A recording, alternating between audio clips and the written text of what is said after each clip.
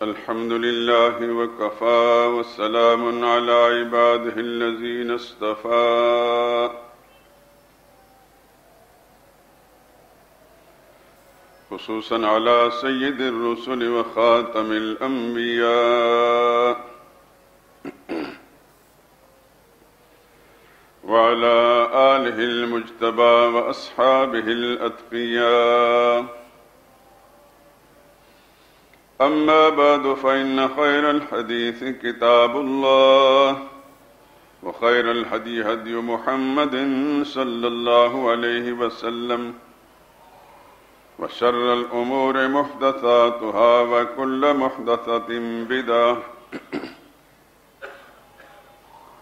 وكل بدعة ضلالة وكل ضلالة في النار. أعوذ بالله من الشيطان الرجيم. بسم الله الرحمن الرحيم. النبي أولى بالمؤمنين من أنفسهم وأزواجه أمهاتهم وأولو الأرحام بعضهم أولى ببعض في كتاب الله من المؤمنين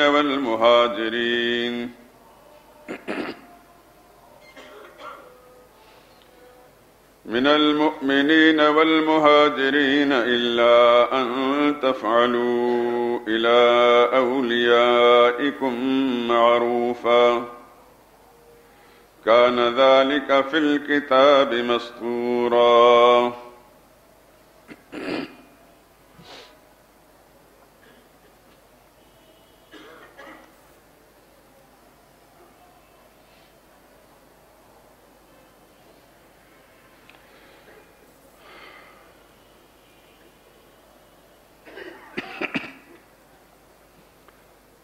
بزرگان محترم، برادران عزیز،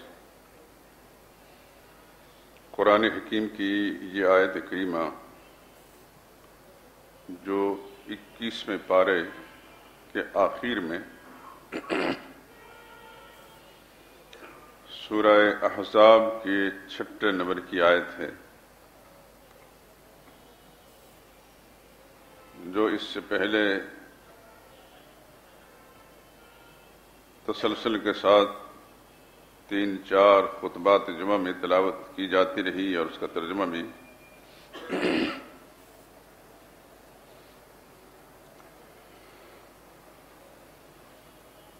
اصل میں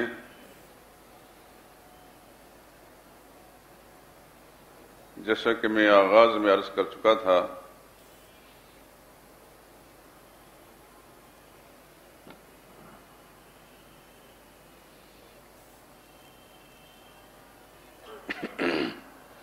قرآن کریم کی اس آیت کریمہ کے روح سے نبی کریم صلی اللہ علیہ وسلم کا تعلق اہل ایمان کے ساتھ ایسا ہے کہ نبی کی ذات اور آپ کا تعارف اور آپ کی پہچان اور آپ کے ساتھ تعلق مسلمانوں کے لیے سب سے زیادہ قرار دیا گیا ہے.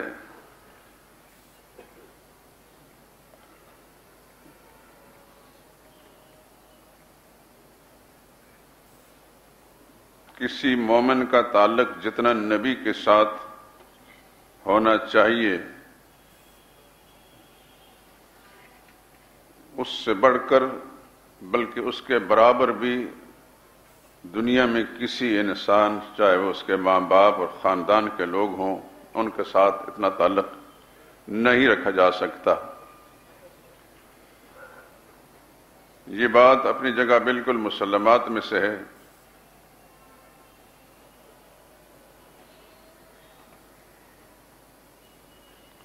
رسول اللہ صلی اللہ علیہ وسلم کے فرمان کے مطابق جو شخص اپنے ماں باپ سے بڑھ کر، اپنی اولاد سے بڑھ کر اور ساری کائنات کے انسانوں سے بڑھ کر نبی سے زیادہ محبت نہیں رکھتا، رسول اللہ نے فرمایا صلی اللہ علیہ وسلم وہ مومن نہیں ہے۔ تو ان اصولوں کے پیش نظر نبی کا تعارف، نبی کے خاندان کا تعارف، نبی کے رشتوں کا تعارف اتنا زیادہ ضروری ہے کہ اس سے بڑھ کر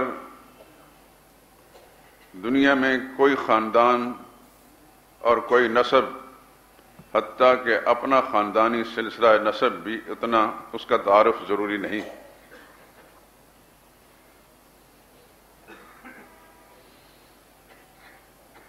آپ حضرات بھی اس بات کی ضرور شہادت دیں گے، اور ہم نے بھی جتنی زندگی گزار لی اس میں ہم نے حضور صلی اللہ علیہ وسلم کے خاندان کے تعارف کے سلسلے میں بہت کم سنا ہے، اور ہمارے ہاں جو کتابیں رسول اللہ صلی اللہ علیہ وسلم کی سیرت طیبہ پر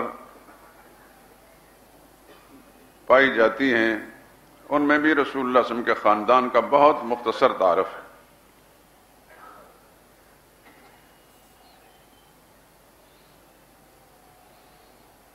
آپ نے پڑھا ہوگا، یقیناً جو پڑھے لکھے لوگ ہیں وہ مطالعے کا ذوق رکھتے ہیں۔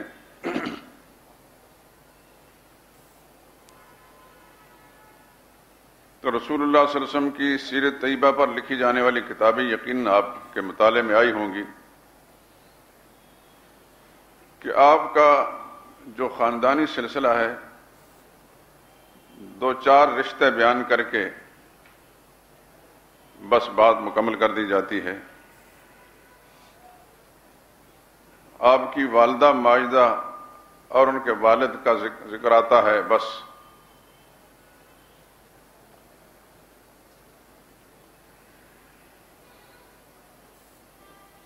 تقریروں میں واعظین اور مبلغین بھی جو کچھ بیان کرتے ہیں اس کا سارا دار و مدار اس بات پر ہوتا ہے کہ مجمع کے اندر ایک جوش و ولولہ اور ارتعاش پیدا کیا جائے کسی بھی پہلو سے، قطع نظر کہ مجمع میں بیٹھے ہوئے لوگوں کو حضور صلی اللہ علیہ وسلم کے خاندان کے بارے میں کتنی کچھ معلومات ہیں۔ آپ کو یاد ہوگا کہ میں نے پچھلے خطبات میں نبی کریم صلی اللہ علیہ وسلم کا جو سلسلہ نسب ہے، نسب سے مراد آپ کے والد سے اوپر جو سلسلہ چلتا ہے، آپ ایک دو لفظ پڑھتے رہتے ہیں کہیں یا سنتے ہیں، نسب اور حسب، لیکن شاید اس کی تمیز بہت کم لوگوں کو ہوتی ہے۔ نسب اس سلسلے کو کہتے ہیں جو باپ سے چلے، اور حسب اس سلسلے کو کہتے ہیں جو ماں کی طرف سے ہو۔ تو نسب اور حسب دونوں کے اعتبار سے بڑی محدود معلومات ہم لوگوں کو ہوتی ہیں، لیکن میں نے کافی کوشش کر کے الحمدللہ العظیم حضور صلی اللہ علیہ وسلم کے سلسلہ نسب میں آپ کے چچاؤں کی اولادیں، رسول اللہ صلی اللہ علیہ وسلم کا اپنا ذاتی نہ کوئی بھائی تھا اور نہ کوئی بہن تھی، یہ اللہ تعالیٰ کی تقسیم تھی، لیکن خاندان کے لوگوں میں چچا زادوں میں بھائی اور بہنیں، جس میں میں کامیاب ہو سکا ہوں، 27 افراد ہیں چچا زاد، جن میں سے 22 کو اللہ تعالیٰ نے ایمان کی دولت سے مالا مال کیا۔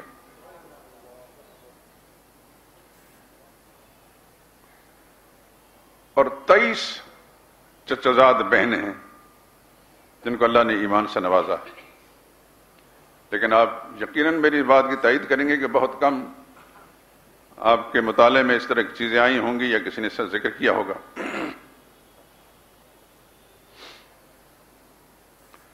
اصل بات یہ ہے کہ ہمارے ہاں اب ایسا وقت آ گیا ہے کہ کتابیں الماریوں کی زینت ہیں اور ہماری ترجیحات بدل چکی ہیں.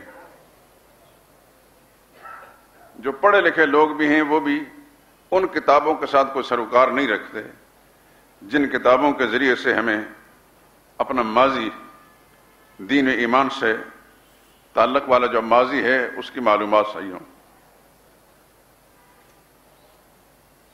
میں اکثر کہا کرتا ہوں کہ ہماری ترجیحات اس طرح بدل چکی ہیں کہ ہمیں اس وقت صرف دنیا اور دنیا کا مال، دنیا کی راحت، دنیا کی آسائش، یہ ہمارا مقصد بن گیا اور دین ضرورت بھی نہیں رہا. بس اتنا ہی ہے کہ ہم مسلمان کہلاتے ہیں. باپ دادا کے حوالے سے ہم مسلمان کہلاتے ہیں.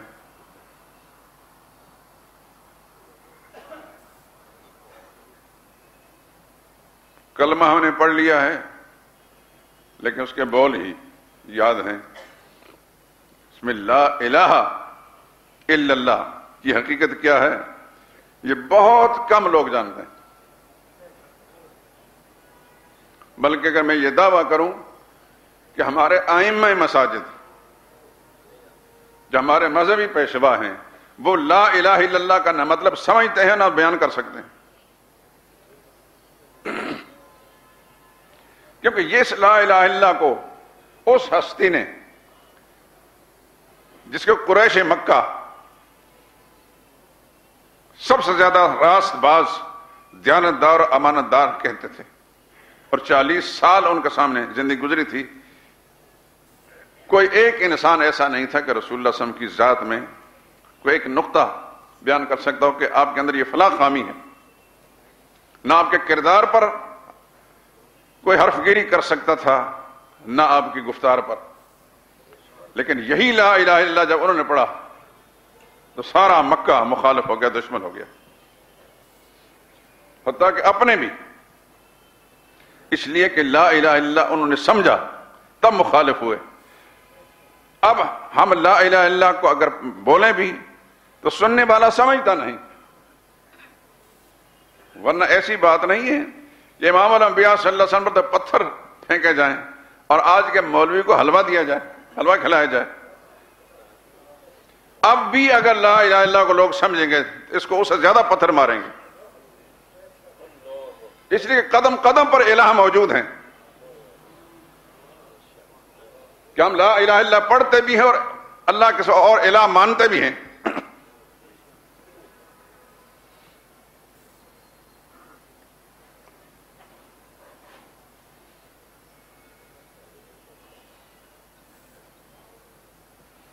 میں اپنے موضوع سے نکل جاؤں گا، اس وقت اس طرف توجہ نہیں دیتا.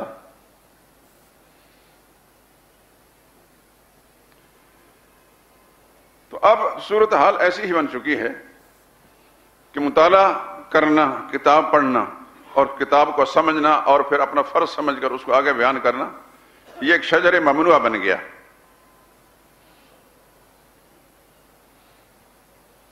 میں نے اب تک جتنی کتابوں کا مطالعہ کیا اردو میں، عربی کو چھوڑ کر، تو سچی بات یہ ہے میں بہت چھوٹا سا انسان ہوں، لیکن کتابیں پڑھنے کے بعد مجھے مایوسی ہوئی.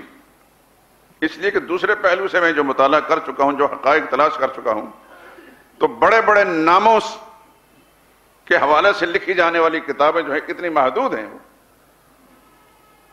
بہت دکھ ہوتا خدا کی قسم. یہی شخصیتیں جن کے ہم نام لیتے ہیں اور بڑے بڑے ان کے نام اتنے اونچے ہیں اور ان کی ذات بھی اتنی اونچی ہے کہ میناروں کی طرح ہیں، لیکن انہوں نے اس چیز کی ضرورت ہی محسوس نہیں کی.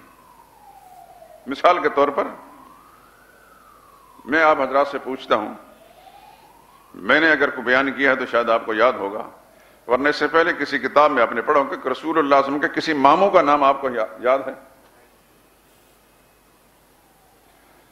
سیدہ آمنہ آپ کی والدہ ماجدہ، ان کے کسی حقیقی بھائی کا نام یا کسی ماموزاد کا نام نہیں ہے، لیکن کتابوں میں ہے. جب گہرائی میں جائیں، اصل ماخذ کتابیں جو جائیں تو رسول اللہ صلی اللہ علیہ وسلم کے ماموں کا نام بھی ہے. عبد یغوث آپ کے سگے ماموں کا نام ہے، عبد یغوث، اور اس کے بیٹے کا نام ہے اسود ماموں زاد کا۔ یہ مشرکین کی وہ ٹولی جو رسول اللہ صلی اللہ علیہ وسلم کے شدید مخالفین تھے، آپ کا یہ ماموں زاد انہی میں شامل تھا۔ جس طرح آپ کا چچا زاد مغیرہ ابو سفیان، نام مغیرہ تھا، ابو سفیان سب سے بڑے تایا حارث کا بیٹا، یہ بھی تقریباً 20 سال تک شدید مخالفین میں رہا۔ مشرکین کی وہ ٹولی جو رسول اللہ صلی اللہ علیہ وسلم کے سخت دشمن تھی، تو اس میں مغیرہ بھی تھا، اس میں یہ اسود بن عبد یغوث بھی تھا، ماموں زاد بھی، لیکن کتابوں میں نہیں ملے گا آپ کو۔ اس کے لیے کافی انسان کو تجسس کرنا پڑتا ہے۔ تو میں نے یہ چاہا کہ میں اپنی وسعت کی حد تک جو مجھے اللہ تعالیٰ نے صلاحیت بخشی ہے، میں حضور صلی اللہ علیہ وسلم کے خاندان کچھ تعارف آپ کے سامنے پیش کر دوں۔ اللہ کرے کہ آپ کے ذہن میں رہ جائے اور اس کو آپ پھر آگے بھی منتقل کرنے والے بن جائیں۔ چراغ سے یوں ہی چراغ جلتا ہے۔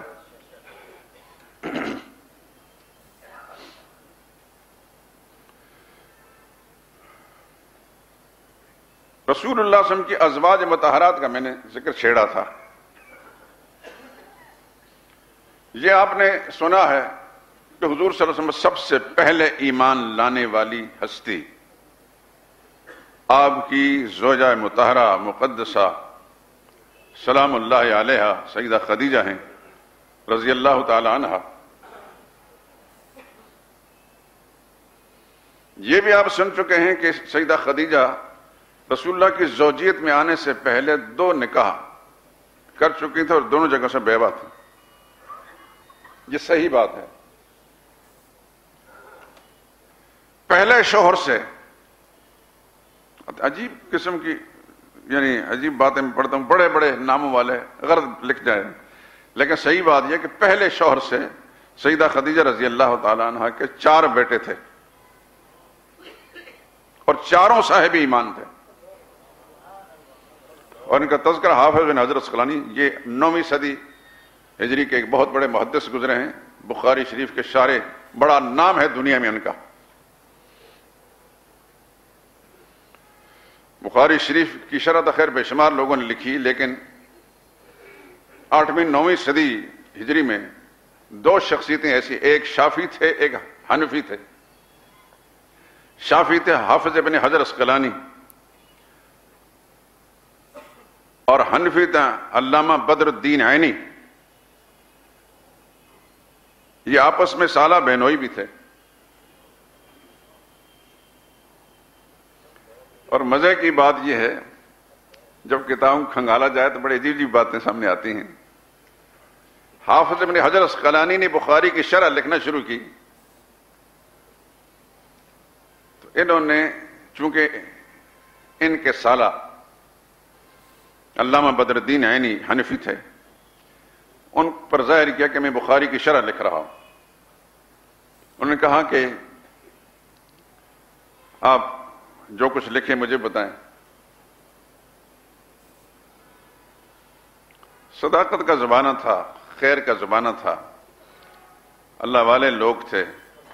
یہ دعا کریں کہ اللہ موت سے پہلے پہلے ہم لوگوں کو ان لوگوں کے نقش قدم پر چلنے کی توفیق نصیب فرمائے۔ تو حافظ ابن حجر عسقلانی نے جب بخاری کی شرح لکھی، بہت شاندار کتاب ہے، یہ دونوں کتابیں الحمدللہ میرے پاس ہیں۔ مجھے یاد ہے کہ ہمارے استاد حضرت قاضی اسمت اللہ صاحب رحمۃ اللہ تعالی علیہ، انہوں نے فرمایا تھا کہ شرح بخاری کے علامہ عینی نے بھی لکھی، علامہ قسطلانی بھی لکھی، علامہ ابن حجر عسقلانی بھی لکھی، اور بہت سے لوگوں نے، لیکن جو ابن حجر لکھ چکے ہیں، ابن حجر شافعی، اس جیسی کتاب کسی نے لکھی نہیں۔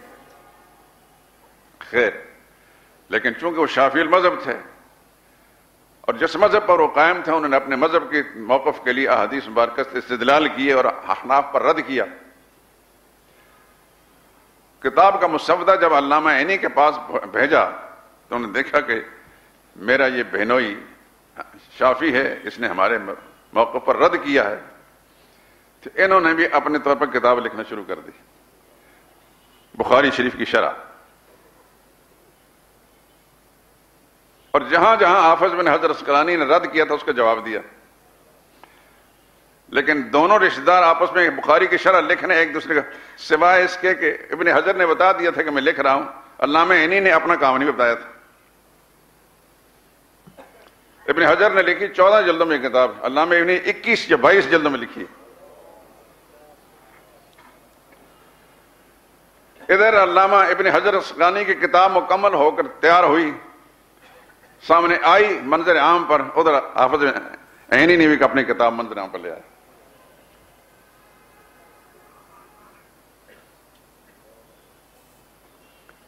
کچھ ایسی باتیں بھی ہیں ان دونوں کی جس کو کہتے ہیں علمی چوٹیں، لیکن چونکہ موضوع سے نکل جاؤں گا سارا، ہیں تو بڑی مزیدار، لیکن کسی دوسرے موقع بیان کروں گا۔ لیکن علمی چوٹی علماء جو ہے بڑا احترام ایک دوسرے کے سامنے رکھ کر، لیکن اس موضوع پر میں اس بات کو چھوڑتا ہوں۔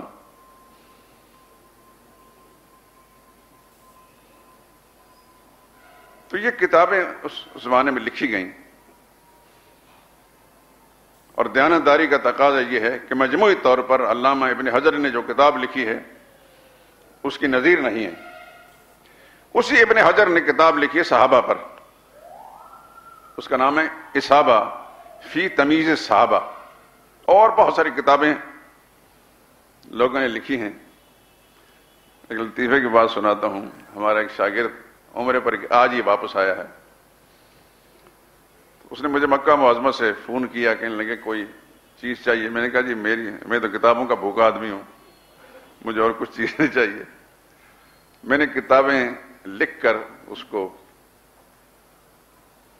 ان کو موبائل پر سینڈ کر دیا۔ وہ مدینہ طیبہ میں بہت بڑا مکتبہ، میں نے نام بھی بتایا، دارالزمان، اتنا بڑا مکتبہ ہے، یہاں سے لے کے پینوراما تک اس کی عمارت پھیلی ہوئی۔ میں خود گیا اس میں، لیکن اس میں وہ کتاب ایک بھی نہیں ملی جو میں نے لکھی تھی۔ پھر وہ مکہ معظمہ آیا، وہاں جہاں جہاں بھی بڑے بڑے مکتبے تھے، جا کے وہ فہرست دی کتابوں کی نا، تو وہ کہتے ہیں وہ مکتبے والے مجھے بھی دیکھیں سر سے پیر تک، تو کتابوں کی لسٹ بھی دیکھیں، کہنے لگے تو کہاں کا رہنے والا ہے؟ کہ میں پاکستانی ہوں۔ تو یہ کتابیں، ان کتابوں کو تو یہاں کے علماء نہیں جانتے تھے، تمہیں یہ چسکا کہاں سے پڑ گیا؟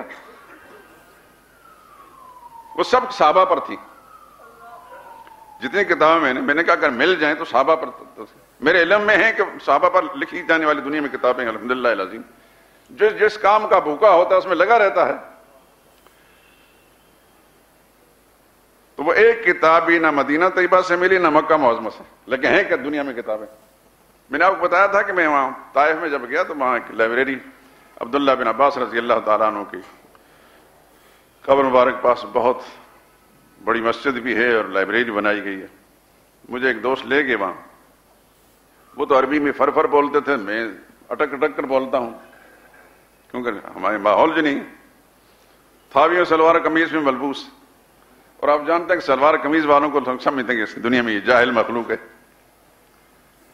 تو وہ نوجوان وہاں کا مدیر، اس نے اس کے ساتھ توجہ کے ساتھ بات کی، تو میرا تعارف اس نے کرایا کہ یہ پاکستانی عالم ہے۔ وہاں بیٹھے، میں نے اس سے پوچھا کہ آپ کہاں کا رہنے والے؟ اس نے کہا جی میں مکہ کا رہنے والا ہوں۔ میں نے کہا مکہ کی تاریخ پر کوئی کتاب آپ کے علم میں ہے؟ بلکہ میں نے نام لے لیا کتاب کا، وہ کتاب ہے میرے پاس، جامع اللطیف، ابن زہیرہ اس کے مصنف ہیں، اور اس نے ایسی جامع کتاب لکھی ہے کہ اس زمانے میں، رسول اللہ صلی اللہ علیہ وسلم کے زمانے میں، مکہ شہر میں محلے جس سائڈ پر تھے ان محلوں کے نام بھی لکھے ہیں۔ تو جب میں نے کتاب کا نام لیا تو میری طرف گور کر دیکھنے لگا، کہ واللہ ما سمعت اللہ، خدا قسم میں نے تو ابھی تک اس کا نام بھی نہیں سنا۔ میں نے کہا یہ کتاب ہے اور تاریخ مکہ ہے۔ پھر وہ سمجھا کہ نہیں، یہ سارے سلوار قمیض میں ملبوس جو ان پڑھ نہیں ہوتے، کچھ نہ کچھ ان کو شعور ہوتا ہے۔ پھر مجھے کہنے لگا یہ میری لائبریری آپ کو کیسی لگی؟ میں نے کہا یہ کتاب آپ کی لائبریری ناقص ہے، اس میں فلاں کتاب بھی نہیں ہے، فلاں بھی نہیں ہے، فلاں بھی نہیں ہے، فلاں بھی نہیں ہے۔ تو شکر گزار ہوا، چونکہ پیسوں کی کمی تو ان کے پاس ہے نہیں، لیکن کوئی علم نہیں تھا۔ پھر اس نے اچھا خاصا جو سعودی حکومت فری کتابیں بانٹتی ہے، عربی کتابیں، وہ مجھے ایک بنڈل کتابوں کو دیا. تو کہنے کا مقصد یہ ہے کہ یہ علم کسی کی میراث نہیں ہوتی، جس نے اس پر من جدہ وجدہ، جو اس میں جدوجہد کرتا اللہ تعالیٰ اس کو پر کھول دیتے ہیں. تو صحابہ کے تذکرے پر بہت کچھ لکھا گیا ہے. کئی ایک کتابیں تو میرے پاس بھی ہیں جو قدیم کتابوں میں سے ہیں. تو میں نے یہ تذکرے جو آپ ذکر کر رہا ہوں کہ رسول اللہ صلی اللہ علیہ وسلم کے خاندان کے سلسلے میں تجسس کیا، تو آپ کے 27 چچاؤں میں سے 22 مسلمان ہیں. یہ ابن حجر عسقلانی نے، علامہ ابن اسیر نے، علامہ ابن عبد البر نے اور لوگوں نے یہ لکھے ہیں، اور ان میں سے میں نے اخذ کیے ہیں. چچا زاد، چچا اور تو رسول اللہ صلی اللہ علیہ وسلم کے 9 تھے اور 10ویں آپ کے والد تھے، لیکن چچا زاد بھائی جو ہیں وہ 27 میں سے 22 مسلمان ہیں، اور بہنوں میں سے 23 اللہ تعالیٰ نے ایمان سے نوازا ان کو. اگر زندگی وفا کی تو پھر ہر ایک کا میں تذکرہ انشاءاللہ کرتا رہوں گا. قرآن کریم کی اس آیت کے اندر وَأَزْوَاجُ أُمَّهَاتُهُمْ، نبی کی بیویاں مومنوں کی مائیں ہیں. اس لیے اکثر آپ دیکھتے بھی ہیں ام المؤمنین، مومن کی مائیں. میں چاہتا ہوں کہ امہات المومنین کے تذکرے سے پہلے سب سے پہلی زوجہ مطہرہ سیدہ خدیجہ رضی اللہ تعالی عنہا، اس کے بارے میں ایک نظم ہے جو مجھے پسند ہے.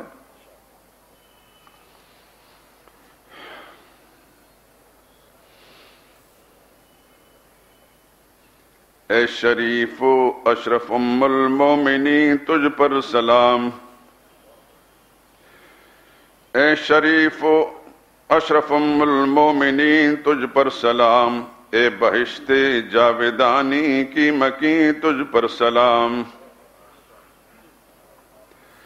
رازدار مصطفیٰ تو، سیدہ امت کی تو، عظمتیں تیری محافظ پاسباں عظمت کی تو.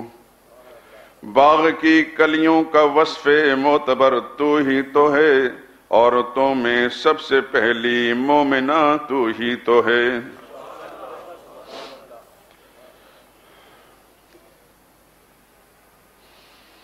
جب ہوا غار حرا سے نور قدسی کا ظہور، پہلے تیرے ہی ضمیر پاک پر چمکا وہ نور. سرزمین کفر میں گویا ہوا جب ساز حق، سب سے پہلے تیرے کانوں میں پڑی آواز حق. تو نے صدقے کر دیا اسلام پر مال و منال، تیرے ایثار مسلسل کی نہیں کوئی مثال. تیرا سینہ صبح فاراں کا تجلی خانہ تھا، سب سے پہلے جو ہوا روشن تیرا کاشانہ تھا. مانتے تھے واجب التعظیم سب قرشی تجھے، طاہرہ کہتے ہیں اب بھی فرشی و عرشی تجھے. حضرت خیر الورا کی اولین ناموس تو، عالم نسواں ہے روشن جس سے وہ فانوس تو. بارہا گھر میں تیرے نازل ہوئے روح الامین، خم تیرے در پہ اب تک آسمانوں کی جبیں. تجھ کو عزت دی خدا نے صاحب لولاک سے، آپ کو اولاد دی تیرے ہی بطن پاک سے. تو نے عثمان و علی سے پائے داماد جلیل، تو نے عثمان و علی سے پائے داماد جلیل. ایک زمین پر حجت حق دوسرا حق کی دلیل. تیری عزت خود رسول دو سرا کرتے رہے، تا دم آخر تیرے حق میں دعا کرتے رہے. تو تھی بیواؤں کا پردہ، بے کسوں کا راز تھی، تیرے دل کی ہر صدا اسلام کی آواز تھی۔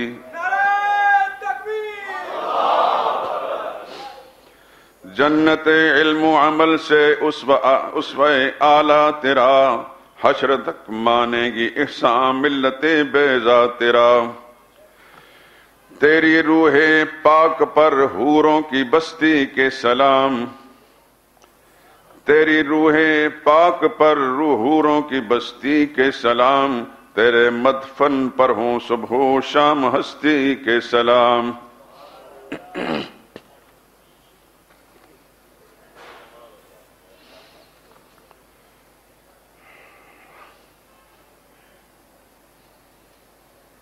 ایک بات کہتا ہوں،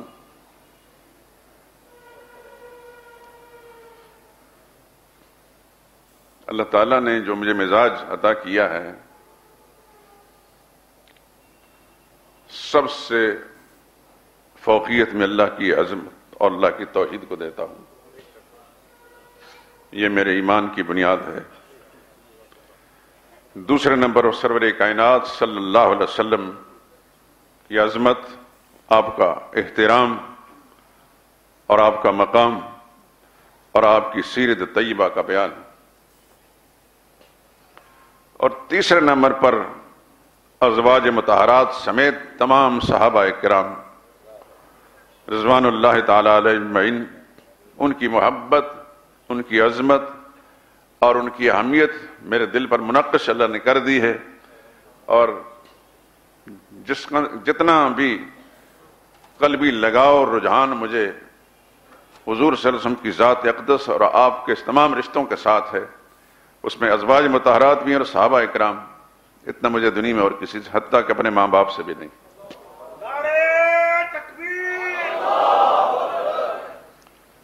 یہ دعا کرتا ہوں کہ اللہ پاک آپ کو بھی ایسا ہی سوز دے دے، اور آپ کے ذریعے سے آپ کے گھرانوں کو اللہ تعالیٰ نور توحید سے، رسول اللہ صلی اللہ علیہ وسلم کی عظمت اور محبت کے جذبات و احساس سے، اور آپ کے ازواج مطہرات اور صحابہ کرام کی محبت اور عقیدت کے ساتھ منور فرمائے، اور اللہ تعالیٰ مجھے بھی اور میری اولاد کو، آنے والی نسلوں کو بھی ہدایت پر، دین توحید پر، دین و سنت پر، صحابہ کی عظمت محبت پر قائم رکھے۔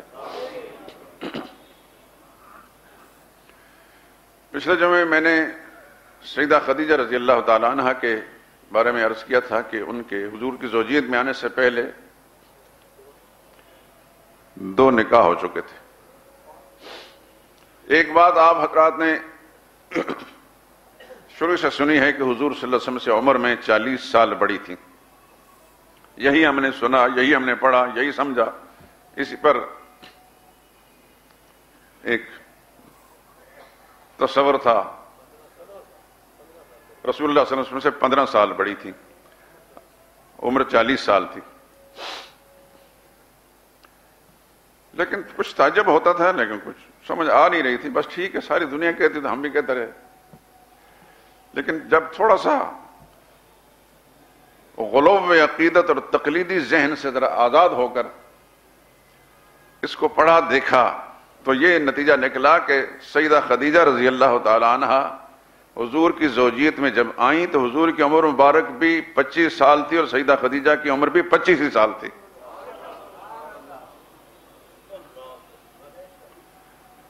اور پھر خوشی اس بات پر ہوئی کہ جب علامہ ابن کثیر، جو ایک بڑا نام ہے، 8ویں صدی ہجری کے بہت بڑے محدث بھی ہیں، بہت بڑے مفسر بھی ہیں اہل سنت جماعت کے، اور بہت بڑے مورخ بھی ہیں۔ تفسیر ابن کثیر ایک شاہکار ہے، ہر مسلمان تقریباً اس نام سے واقف ہے، بلکہ مطالعہ کا شوق رکھنے والا اس کے گھر میں بھی ہوگی۔ عربی میں لکھی ہے، اردو ترجمہ ہو چکا ہے، بہت سے لوگوں نے ترجمے کیے ہیں، صحیح ترین تفاسیر میں شمار ہوتی۔ انہوں نے تاریخ پر کتاب لکھی البدایہ والنہایہ 14 جلدوں میں۔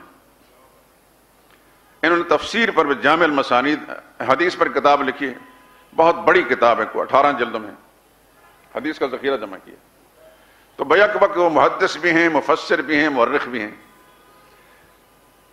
تو میں نے اپنے لائن پر جو کوشش کی تھی، بالآخر مجھے خوشی انتہا ہوئی کہ حافظ ابن حجر عسقلانی نے، علامہ ابن کثیر رحمۃ اللہ تعالی نے لکھا ہے ان کے بارے میں،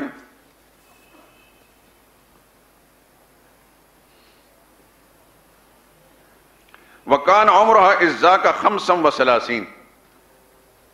ایک روایت لوگوں نے یہ لکھی ہے کہ حضور سے نکاح میں آنے کے وقت ان کی عمر 35 سال تھی، وقیل 25 اور یہ بھی کہا گیا کہ ان کی عمر 25 سال تھی، یعنی رسول اللہ صلی اللہ علیہ وسلم کی عمر مبارک بھی 25 سال ہے اور سیدہ خدیجہ کی عمر بھی 25 سال ہے۔ لیکن اس پر مزید پھر آخری مور یہ لگا دیتے ہیں، وَبَلَغَتْ خَدِيجَةُ 65 وَيُقَالُ 50 وَهُوَ أَصَحُّ۔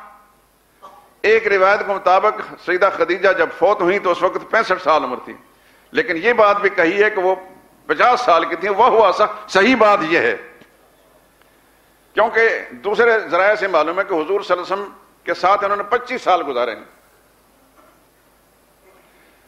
تو رسول اللہ صلی اللہ علیہ وسلم کے ساتھ 25 سال گزارے اور سن 50 ہجری میں یہ فوت ہوتی ہیں، تو پھر نکاح کے وقت عمر کتنی بنتی ہے؟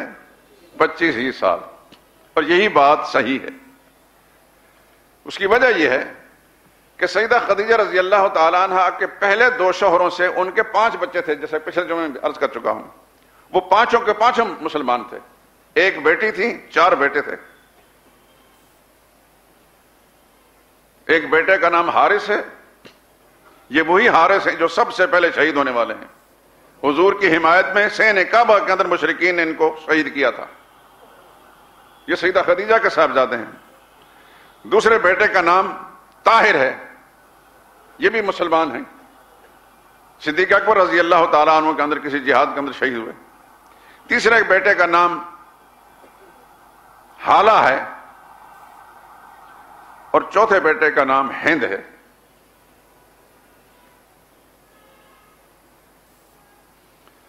اور دوسرے شوہر سے ان کی ایک بیٹی، اس کا نام بھی ہند ہے۔ یعنی اس زمانے کے اندر اس بات میں کوئی بھی تعجب نہیں ہوتا تھا کہ لڑکے کا نام بھی وہی ہے اور لڑکی کا نام بھی وہی ہے۔ مثلا آپ اس زمانے میں دیکھتے ہیں کہ اکثر لڑکیوں کا نام کلثوم رکھا جاتا ہے۔ رسول اللہ صلی اللہ علیہ وسلم کے زمانے میں 5 آدمی کلثوم تھے، مرد، اور ہجرت کے موقع پر رسول اللہ صلی اللہ علیہ وسلم حضرت ابو ایوب انصاری کے گھر میں پہنچنے سے پہلے کلثوم بن حدم ایک آدمی ہیں کہ قبا کے مقام پر اس کے گھر میں جا کر ٹھہرے تھے۔ تو کلثوم نام مردوں کا بھی اور عورتوں کا بھی، اسی طرح اور بہت سارے نام ہیں۔ تو ہند عورتوں کے نام بھی ہوتے تھے اور مردوں کے نام بھی ہوتے تھے۔ چنانچہ سیدہ خدیجہ کے ایک شوہر سے ایک بیٹی ہے، اس کا نام ہند ہے، اور دوسرے شوہر سے ایک بیٹا ہے، اس کا نام ہند ہے۔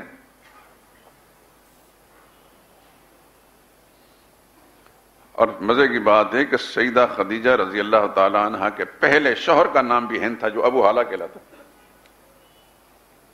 چونکہ اس سے 4 بیٹے تھے، ایک بیٹے کا نام حالہ تھا، ایک نام حارث تھا، ایک نام کا ہند تھا، اور ایک کا نام طاہر تھا، تو باپ بیٹے دونوں کا نام ہند ہے۔ اب تو بچہ پیدا ہو جائے نا، باپ کا نام اس کے نام پر نام رکھنا شجر ممنوع سمجھاتا ہے۔ ڈھونڈو ایسا نام جو نہ زمین میں ہو نہ آسمان میں ہو۔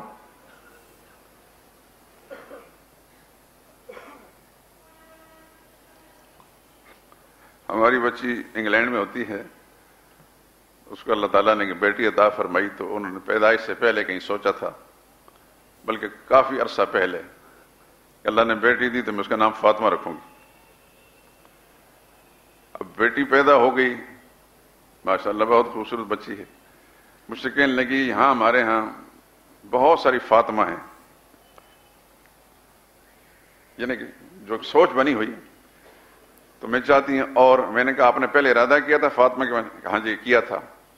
میں نے کہا فاطمہ ہی رکھو۔ تو کہنے لگے یہاں بہت سارے فاطمہ۔ میں نے کہا یہاں آپ کے اس محلے میں لوگوں کے پاس گاڑیاں ہیں؟ کہتے ہیں۔ میں نے کہا تم گاڑی مت خریدو، تم نے مرسڈیز گاڑی خریدی ہے، مت خریدو، لوگوں کے پاس گاڑیاں ہیں۔ تو یہ عجیب سے تماشا ہے کہ اگر کسی دوسرے آدمی کو اعزاز مل چکا ہے کسی بات کا، تو تم اس سے کیوں محروم رہنا چاہتے ہو؟ اچھا نام بچے کا یا بچی کا کسی نے رکھا ہے تو تم کیوں نہیں رکھنا چاہتے؟ میرے والد صاحب کا نام عبد الرحمن تھا، میں نے اپنے پوتے کا نام عبد الرحمن رکھا ہے۔ اپنے بڑوں کے ساتھ اگر پیار و محبت ہے ان کے ناموں کو زندہ رکھو۔ میں نے آپ کو نہیں مجالس کے اندر بارہا بتایا کہ پانچ نام ایک جیسے ہیں۔ پڑپوتے کا نام محمد ہے، اس کے باپ کا نام محمد ہے، اس کے دادا کا نام محمد ہے، اس کے پردادا کا نام محمد ہے، وہاں تو کوئی اپراٹ نہیں تھی۔ اب تو محمد نام رکھنا جو ہے لوگ سمجھتے ہیں یہ نام نہیں رکھنا، شیطان یہ چاہتا ہے کہ اس مسلمان کا اپنے نبی کے نام کے ساتھ، ان کے کام کے ساتھ کوئی تعلق نہ رہے۔ وہ ڈراموں کے اندر، فلموں کے اندر جو نام ہوں گے لڑکے لڑکیوں کے وہ تو چن لیں گے، لیکن اپنے پیغمبر محمد مصطفیٰ صلی اللہ علیہ وسلم کے اسم گرامی جو ہے اس کے نام سے بدکیں گے۔ اور شیطان نے یہ سبق پڑھایا ہے، کیوں نام نہیں رکھتے محمد؟ کہتے ہیں جی جب بچے کو کبھی مار پیٹ بھی کرتے ہیں تو کہ برا بلا بھی کہتے ہیں، تو تم برا بلا اپنے بچے کو کہو گے نا، محمد رسول اللہ کو تو نہیں کہو گے۔ محمد رسول اللہ تو ایک ہی گزرے ہیں، تمہارا بیٹا تو محمد رسول اللہ نہیں بن جائے گا، لیکن وہ مبارک نام جو ہے اس کے اثرات تمہارے بچے کی شخصیت پر ہوں گے۔ ان مجالس کے ذریعے سے میں آپ یہ حضرات خدمت عرض کرتا ہوں، جو آپ کو ماضی میں مبارک نام مردوں یا عورت کے ملتے ہیں، چن چن کر وہ نام اپنے بچوں کے، اپنے پوتے پوتیوں کو رکھو تاکہ وہ برکتیں آپ کے خاندان کے اندر منتقل ہوں۔ حضور صلی اللہ علیہ وسلم نے برے نام تبدیل کیے ہیں، بہت ساری مثالیں ملتی ہیں۔ جب جو نام رسول اللہ کو پسند نہیں تھے، رسول اللہ سے وہ نام تبدیل فرمائے، بلکہ ایک جگہ رسول اللہ صلی اللہ علیہ وسلم تشریف لے گئے، وہاں بالکل بنجر بے آب و گیا جگہ تھی۔ پوچھا حضور صلی اللہ علیہ وسلم اس جگہ کیا کہتے ہیں؟ کہتے ہیں اس کو اوقر کہتے ہیں۔ اوقر کا لفظی معنی ہوتا ہے یعنی عربی لغت بانجھ، بے آب ہو گیا۔ حضور صلی اللہ علیہ وسلم فرمایا اس کا نام تبدیل کر لو۔ رسول اللہ نے نام تبدیل کیا تو اللہ تعالیٰ وہاں سبزہ پیدا کر دیا۔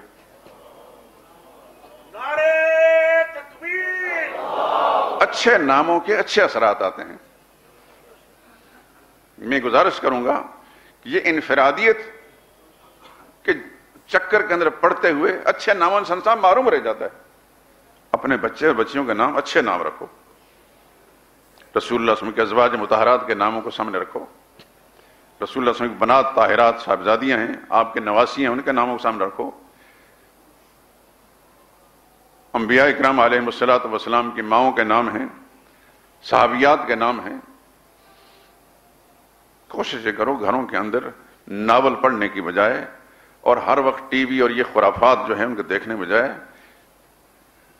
علماء سے پوچھ کر علمی اور تحقیقی کتابیں گھر میں لائیں اور خواتین کو اور بچوں سے کہیں کہ ان کا مطالعہ کریں تاکہ مسلمان اپنے ماضی کے ساتھ وابستہ رہے۔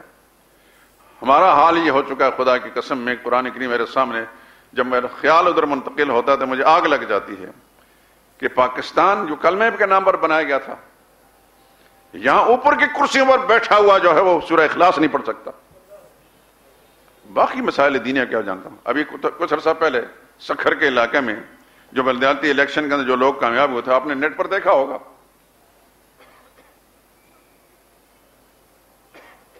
اس سے درود پاک پوچھا گیا، وہ نہیں سنا سکا۔ پھر اس سے بعد ہر آدمی سے، ہر امیدوار سے، تو کیا جی میں فلاں صاحب ہوں، میں فلاں صاحب ہوں، میں ناظم ہوں، تو تیسرا کلمہ سنا، تیسرا کلمہ نہیں سنا سکا۔ آخر یہ نیٹ جو ہے صرف پاکستان میں، ساری دنیا اس کو دیکھتی۔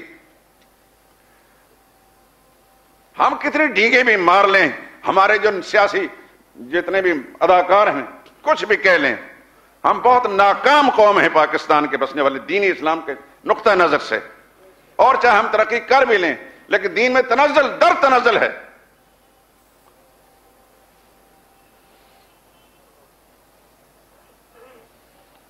اتنی جہالت دین اعتبار سے جو پاکستان میں دنیا کسی ملک میں نہیں ہوگی۔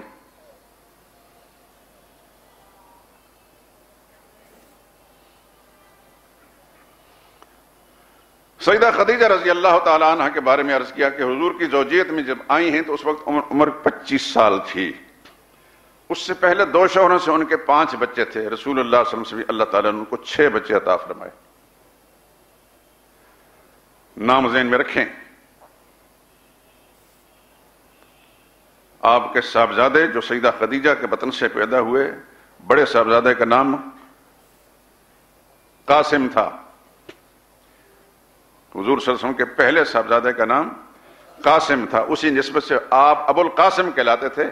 اس زمانے میں یہ منع کر دیا گیا تھا کہ کوئی دوسرا شخص ابو القاسم نہ کہلائے تاکہ مشابہت نہ پیدا ہو. رسول اللہ صلی اللہ علیہ وسلم کی بڑی صاحبزادی کا نام سیدہ زینب ہے رضی اللہ تعالی عنہا. یہ کب پیدا ہوئی؟ جب رسول اللہ صلی اللہ علیہ وسلم کی عمر مبارک 30 سال کی تھی. یعنی جب حضور صلی اللہ علیہ وسلم نے نبوت کا اعلان فرمایا تو اس وقت آپ کی عمر مبارک 40 سال تھی. تو بعثت کے وقت سیدہ زینب 10 سال کی تھی. یہاں ایک بات آپ حضرات کے ذہن ادھر منتقل کرانا چاہتا ہوں. آپ نے کتابوں میں پڑھا اور مولوی سے سنتے ہی رہتے ہیں کہ حضور صلی اللہ علیہ وسلم پر سب سے پہلے ایمان لانے والے لوگ کون کون تھے؟ سیدہ خدیجہ کا نام تو آتا ہی ہے، اس میں کوئی شک نہیں، سب سے پہلے ایمان لانے والی وہی ہیں گھر کے اندر. جب باہر نکلے تو پھر سب سے پہلے ایمان لانے والے صدیق اکبر تھے. لیکن سیدہ خدیجہ کا ذکر کرتے ہیں لیکن ان کی صاحبزادیوں کے ایمان لانے کا ذکر نہیں کرتے. پڑھ لیں آپ کتابیں.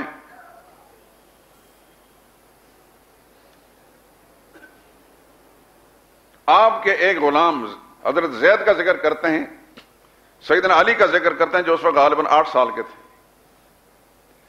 لیکن ان سے جو رسول اللہ صلی اللہ علیہ وسلم کی اپنی صاحبزادی بڑی تھیں ان کے ایمان کا تذکر نہیں کیا جاتا. یہ اتنی بڑی بددیانتی اور خیانت ہے کہ اس میں کیا کہوں.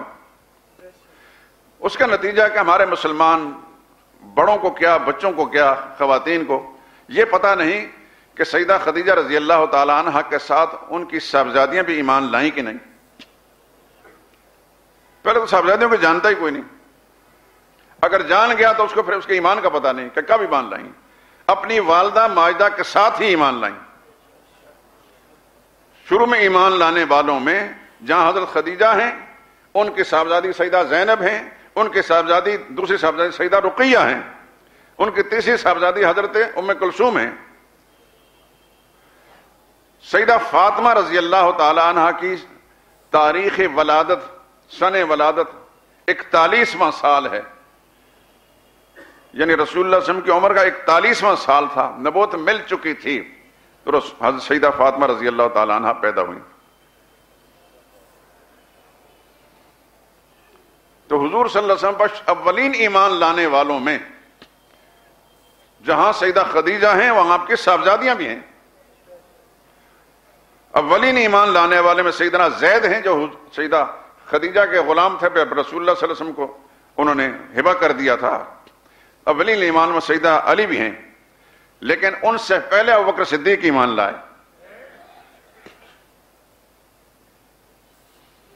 کتابوں میں یہ لکھا ہے کہ سیدنا علی رضی اللہ تعالی عنہ نے جب سیدہ خدیجہ کو رسول اللہ صلی اللہ علیہ وسلم کو نماز پڑھتے دیکھا، ایمان لانے سے پہلے کی بات ہے، حیران ہو کے پوچھا یہ کیا ہے؟ تو رسول اللہ نے فرمایا صلی اللہ علیہ وسلم میں اللہ کا نبی ہوں، اللہ کے دین کے مطابق میں عبادت کر رہا ہوں.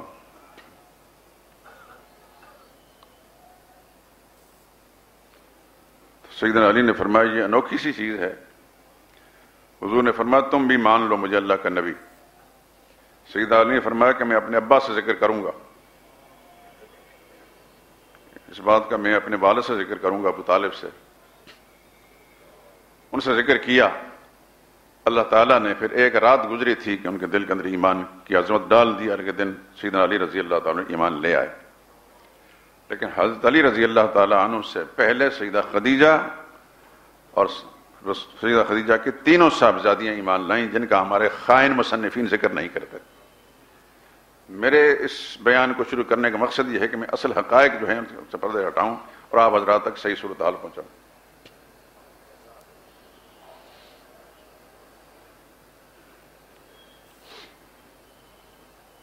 اور جس طرح سیدہ خدیجہ رضی اللہ تعالیٰ عنہ کے پہلے 2 شوہروں سے 4 بیٹے اور 1 بیٹی، وہ مومنہ ہیں اور مومن ہیں، جس کا تذکرہ نہیں کیا جاتا. وہ بھی سارے کے سارے ایمان لائے اور شرف صحابیت سے مشرف ہوئے. اس طرح رسول اللہ صلی اللہ علیہ وسلم کی صاحبزادیاں بھی سب سے پہلے ایمان لائیں. سیدنا علی رضی اللہ تعالیٰ عنہ کا تذکرہ ہو جاتا ہے لیکن سیدہ زینب کا ذکر نہیں ہوتا جو ان سے بڑی تھی.